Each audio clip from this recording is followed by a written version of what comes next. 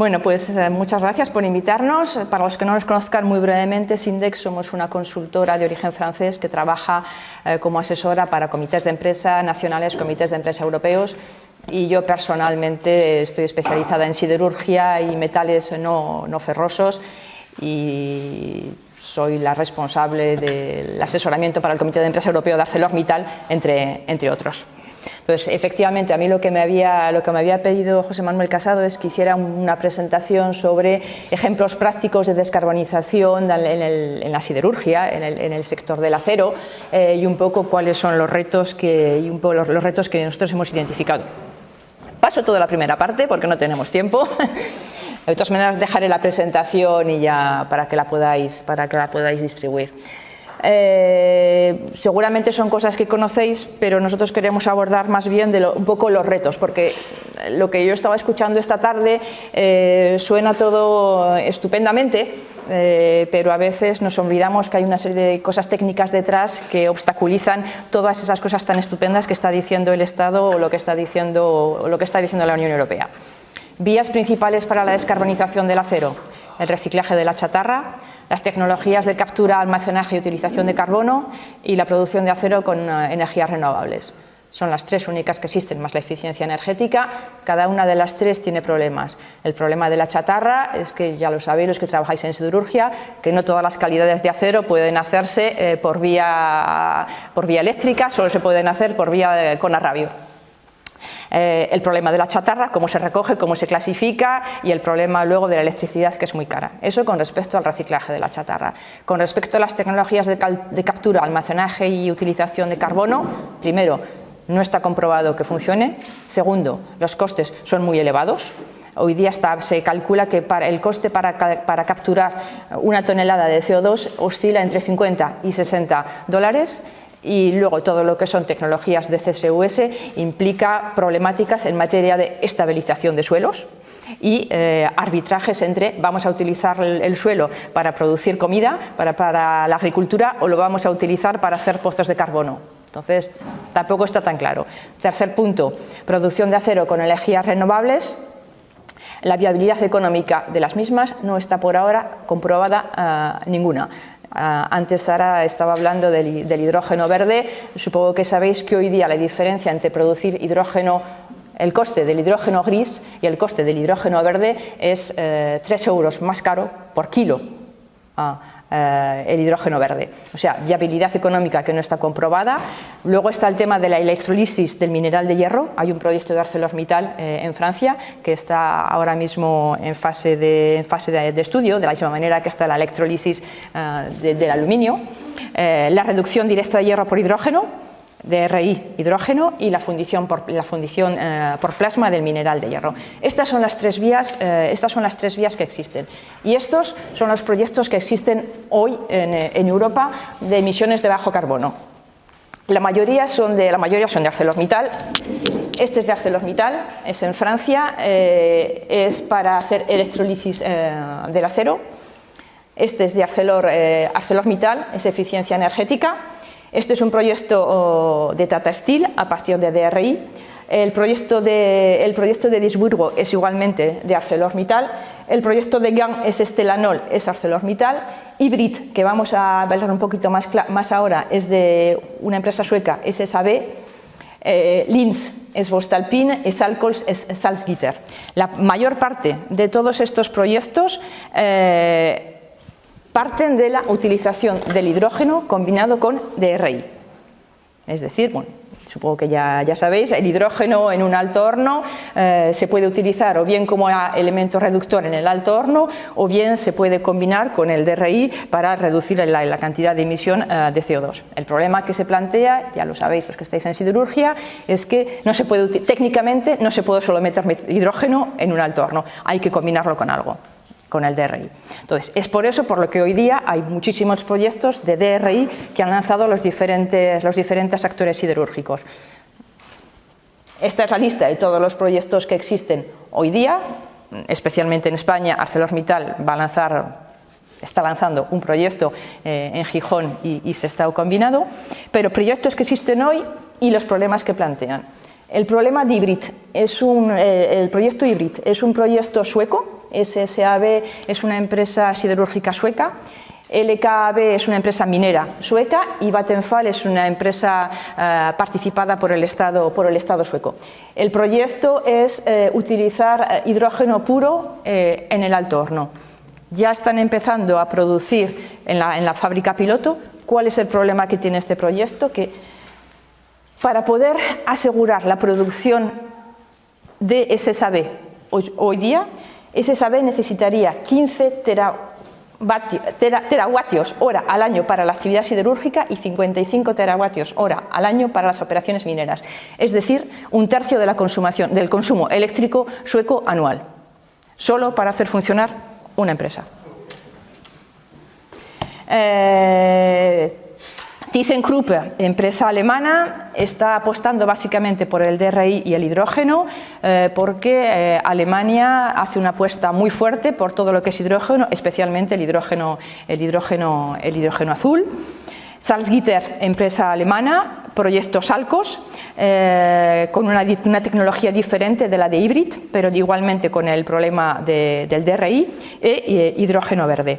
ArcelorMittal, que puede ser bastante importante aquí en España, 2 vías, DRI, que es ese que en Gijón, en Francia, en Fos, en Dunkerque y en Bélgica, en Gante, más un proyecto hidrógeno. Este año ArcelorMittal España ha anunciado una joint venture con Enagas, Fertiberia y DHD Energía para un proyecto mega gigante de hidrógeno que se llama Haidil España, que tiene como objetivo producir 9,5 gigavatios de granjas solares. Estos son los proyectos que existen. ¿Cuáles son los retos que nosotros hemos identificado?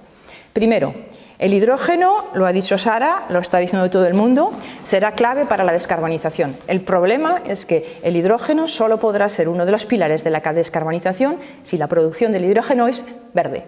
Si no, no va a servir para la descarbonización.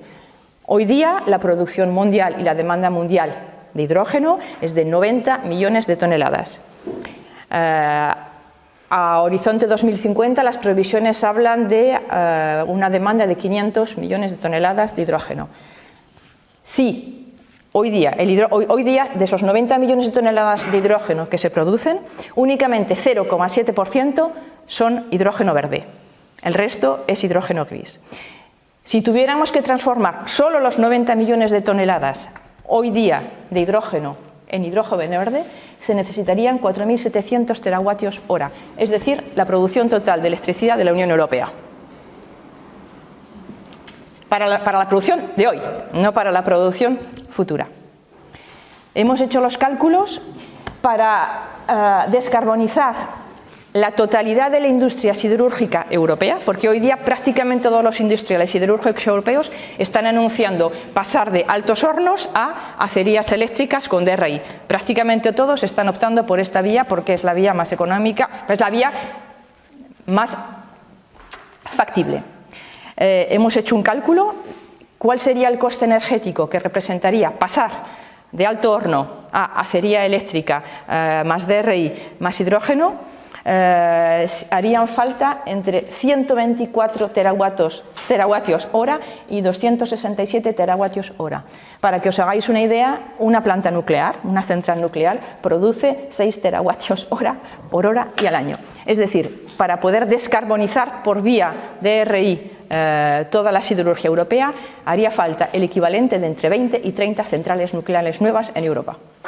O el equivalente en energía renovable, porque quiero decir que no me vais a quedar que soy favorable al nuclear, pero el equivalente en energía renovable. O sea, ese es uno de los principales retos. Por eso, cuando vemos todo lo que están anunciando los países, es decir, que el paso a dar es enorme y las inversiones que hay que dar van a ser enormes. Por eso digo que yo voy un poquito de mala de la película, pero para que no os cuenten tampoco a vosotros sindicalistas pues cosas que luego no se van a poder realizar. Se puede mirar de las dos maneras. Eso con respecto al DRI, eso con respecto al hidrógeno. Luego, la otra vía con respecto al DRI, el pasar un alto horno a una acería eléctrica, el problema es que el consumo eléctrico es mucho más alto en una acería eléctrica que en un alto horno. Tampoco es mucho más elevado, porque el coste eléctrico en un alto horno es más o menos 3% de los costes de producción, en una acería eléctrica es el 7% de los costes de producción. Pero cuando el precio de la electricidad está como está, pues si tú pasas de un alto horno a una acería eléctrica, pues tu coste energético se dispara. Y si hasta ahora los productores siderúrgicos están relativamente protegidos, si pasas a una vía eléctrica, el coste energético va a ser mucho más elevado. Y de hecho lo estamos viendo que algunos aquí en España están parando, Sidenor ha parado, hay plantas que ya han parado. Con otro problema añadido, que es el problema de la chatarra, porque ya sabéis que si metemos en una acería eléctrica, no solamente metemos DRI, pero metemos chatarra, eso permite bajar el coste energético y permite reducir el consumo, incluso el consumo de CO2. El problema es que como la chatarra ya se utiliza para las acerías eléctricas tradicionales, eso puede crear una tensión sobre el mercado de la chatarra y aumentar el precio de la chatarra, con lo que va a haber que hacer todo un trabajo de análisis y de estructuración de toda esta actividad de los chatarreros. Y ya estamos empezando a ver que las grandes empresas están comprando parques de chatarra. ArcelorMittal acaba de comprar un parque de chatarra en Alemania, 3 parques de chatarra en Alemania y un parque de chatarra en Escocia. O sea que va a haber una tensión en el mercado de la chatarra. O sea, quiero decir, retos hidrógeno, retos energías renovables, retos en materia de chatarra y luego retos en términos humanos. Porque sí que es verdad que nosotros cuando hablamos con las empresas, todo el mundo está hablando de la descarbonización y lo que nadie nos está diciendo es el impacto que eso va a tener en términos de gente. Todo el mundo nos dice, no, por ahora no va a haber un impacto de personas porque como van a estar conviviendo la tecnología altos hornos con la tecnología acería eléctrica, va a haber un periodo de solape en el que vamos a tener que contratar. Lo que pasa es que a corto plazo, a medio plazo, va a haber un impacto. Y ese impacto va a ser un impacto va a ser un impacto cuantitativo, pero va a ser también un impacto cualitativo. Es decir, va a haber una transformación de las competencias, va a haber una transformación de la formación profesional. Entonces, lo que nosotros estamos proponiendo, lo que consideramos que es necesario, que tiene que haber una actuación por parte de las empresas, pero con el apoyo de las organizaciones sindicales, representaciones de los trabajadores y de los poderes públicos, ¿para hacer qué? Para hacer una cartografía de cuáles son los puestos de trabajo hoy día y cuáles son las competencias que tienen esas personas en esos puestos de trabajo. Para identificar cuáles son las tendencias a las que están expuestos esos puestos de trabajo. Es que mi puesto de trabajo es un empleo que está en tensión, es que es una competencia clave, es que es un empleo que va a llamar a desaparecer dentro de 2 años. Una vez que hemos hecho esas 2 identificaciones, la tercera fase es identificar cuáles son los puestos de trabajo del futuro y cuáles van a ser las competencias necesarias para ese puesto de trabajo del futuro. Y una vez que tienes una parte y otra parte, cruzas las dos y con la ayuda de los gobiernos y de los poderes públicos se ponen en marcha todos los mecanismos de adaptación de competencias, de formación profesional o de formación a lo largo de toda la vida.